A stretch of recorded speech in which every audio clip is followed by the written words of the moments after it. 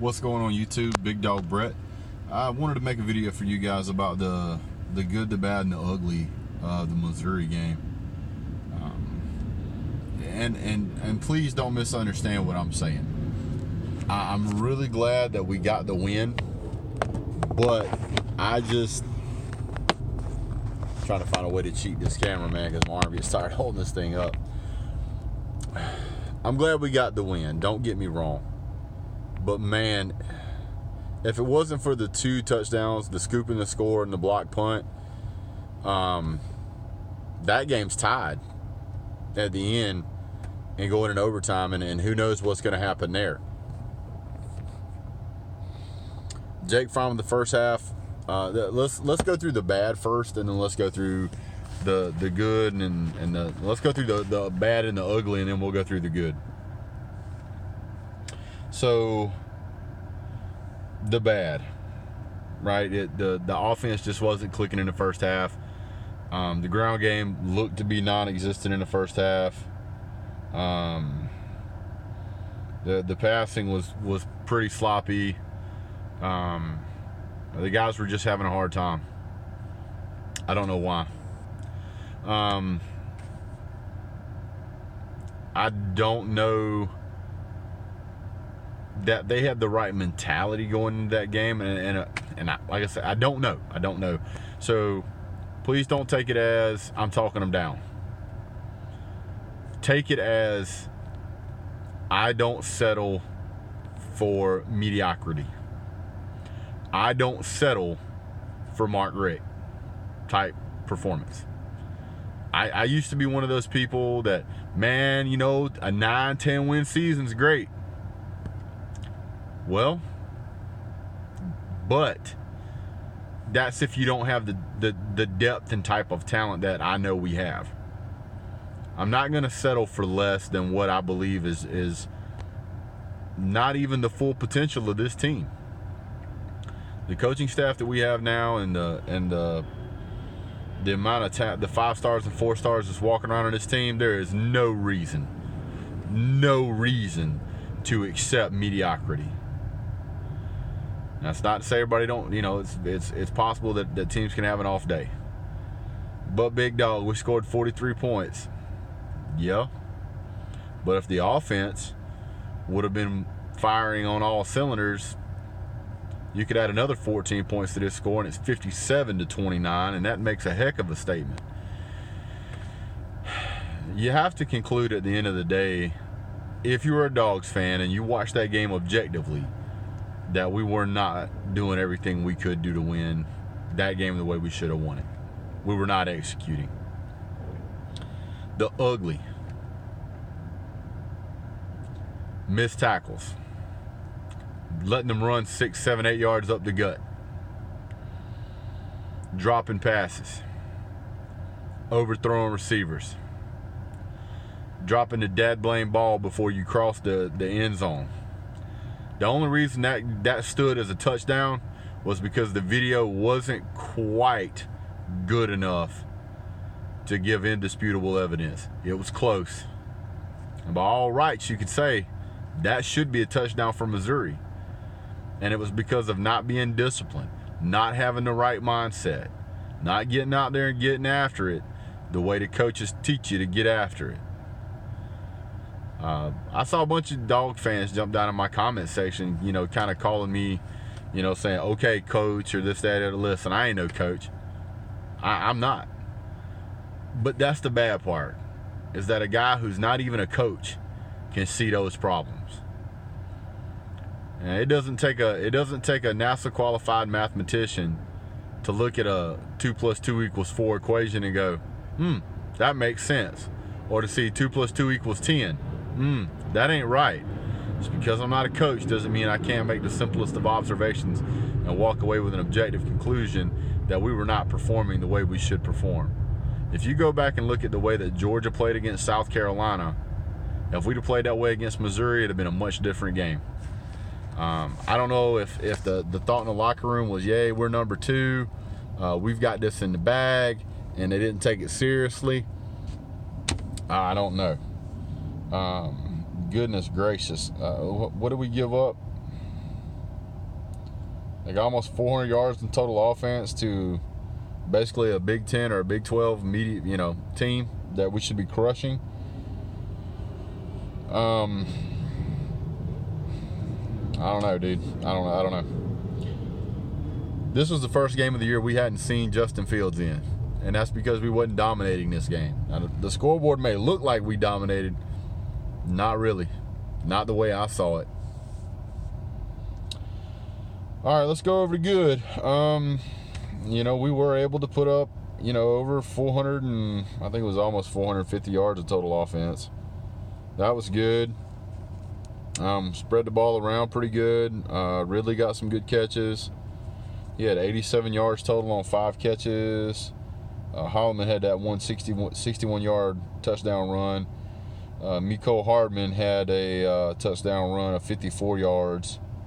Holyfield had a 24-yard touchdown. I think Holyfield had 2 touchdowns. No, he didn't. Obviously, Holyfield and Swift were the main ball hogs at 14 and 16 carries respectively. So you're looking at 2 guys splitting 30 carries, coming up with 150 yards. I mean, that's about 5 yards a carry against a Missouri defense that I really wasn't impressed with. 5 yards a carry is good. Don't get me wrong. But that number definitely needs to improve, especially if we're going to be competitive at the next level. I think it was the punts I wanted to talk about. Man, what some, just my opinion now, some sloppy punts. 27, two punts. Hold on, where's it at? 2 punts for 82 yards. That's only 41 yards apiece. We got to improve on that. That should be a 50-yard punt, 60-yard punt. Pinning them deep. Maybe I'm missing something because I'm just looking at the raw stats. Maybe it was a goal line thing. I don't know. Punt returns, they're okay. Missouri had 3 punts. The long was 60. They had 147 yards in punting. They had 1 interception. We had 1 interception. Not looking at that.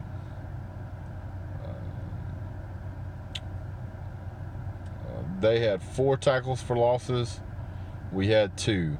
And both of our tackles for losses were sacks. And that's it. That's it. What in the world is going on defense? Where is the tackling in open space, which seemed to get better in the second half? Where is the wrap up and tackle? Where's the gang tackling? Where's the swarming to the ball at? Where's the aggressiveness? I didn't see it. These guys aren't that fast. These guys aren't that strong. These guys aren't that good.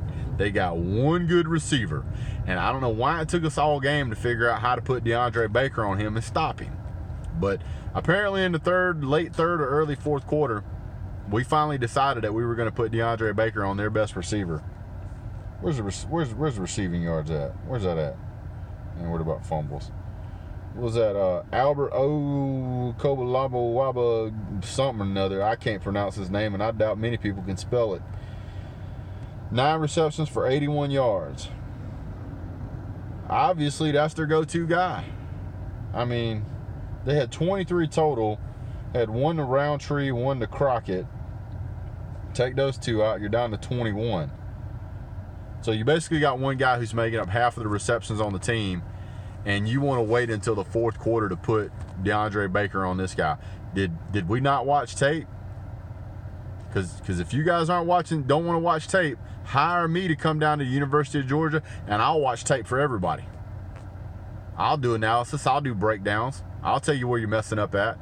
I'll help you with assigning players. Because to me, just my opinion, not a coach, but if you got a guy who's the primary target on offense, put your primary best defensive back on that guy and shut it down. All right, enough of that. I'm over it. Moving on. was good seeing that Kirby wasn't afraid to get aggressive with a special teams play to get after a punt. That was amazing. I haven't seen Georgia do that in a long time. Saw some really nice catches out of some of the guys on our team. Where was that one at? Oh man, who was it? Where's it at? Let me find it. I think it was Ridley, man. He had a heck of a catch. I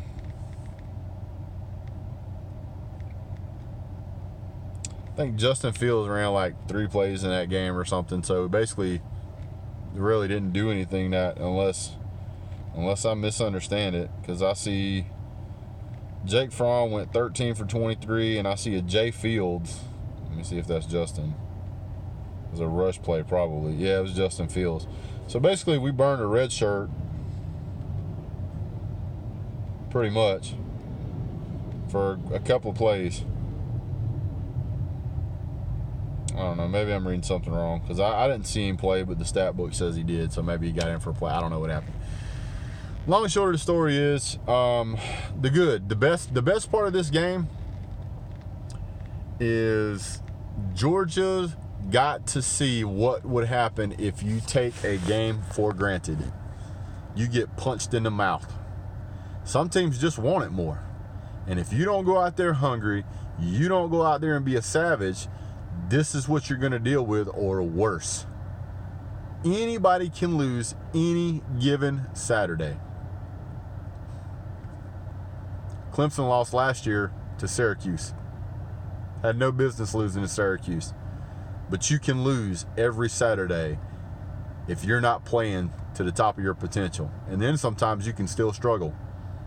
Oklahoma barely beat Army. Why? Wasn't ready. So I think our team needed this. It was a good way. It was a good way to get a wake-up call without getting a loss. Looks like LSU's going to be for real. It looks like Kentucky is might give us a game. We still got to play Auburn. We got to play Vandy and Tennessee, which I'm not worried about. We got to play Georgia Tech, and we got some injuries we got to deal with. So next man up, and get out there and get after it. Plenty of opportunity to be successful. We have everything we need to win, but the only thing that we can't give, the only thing that you can't be given is a killer instinct. And the moment that you take your foot off the gas is the moment you're going to have problems. And that's what we're seeing. Don't get ahead of yourself. Don't get too big for your britches. Now, coming up, we got Tennessee. And I don't care what Tennessee's record is. I don't care what you think about Tennessee. Tennessee is still an SEC team. Tennessee still got some talent out there. And Jeremy Pruitt has coached for the Dogs before. So he's probably got an idea of kind of how we do things. I think at one point Jeremy Pruitt and Kirby Smart worked together. I don't know. I can't remember. I can't keep up with who kissed whose cousin in what grade and who went to prom with. I don't know who all has been together. I don't know. But what I do know is that if you go out there and you think you got it in the bag and somebody shows up ready to play, you're going to have a problem. Because sometimes once they get momentum, you never get it back. So don't take talent for granted. Talent without effort is everywhere. So Georgia's going to have to pick it up, put it together. I'm going to do a video this coming up week of what I think the Dogs can do against Tennessee. But I'm still getting over Saturday. Still getting over it. Still not happy about it. I would voice my opinion a little stronger, but I know that sometimes I get carried away. To me, it boils down to this: just it was sloppy. And I didn't see the hustle. I didn't see the speed. I didn't see the aggressiveness. I didn't see the familiarity that they should have had with all the plays that the other team was running to be able to deal with it. I thought that they thought they were going to get out there and just out talent them. Sometimes you can do that, but that ain't the way to win. I personally hate mediocrity. I want to see 110% on every play. That's what Kirby expects, perfection. I support Kirby. I expect perfection. So for me to get on here and say, woo, 4-0. But how did you get there? I want us so good that everybody is scared to play us. We have the talent for that. And if we don't live up to that, then all those guys that we told come play for Georgia, you're going to be the best in the country. We're not giving that to them, and that's not fair. We're not giving it to the fans, and that's not fair. We got to give it. We got to give it. Anyway, Tennessee, you next. Kirby's going to get it turned around. And these dogs, they're going to come out with something to prove. And y'all are next. So, can't wait to see y'all on Saturday. Here we go. All right, guys, that's it for me for today. I'll see you guys on Friday with a new video. Don't forget, hit like and subscribe, share. I'm trying to get to 500 subscribers by the end of the season. I'm at about 230. So throw it around Facebook, do whatever you guys got to do. I appreciate your help. Thanks, guys. And as always, God bless. Go Dogs.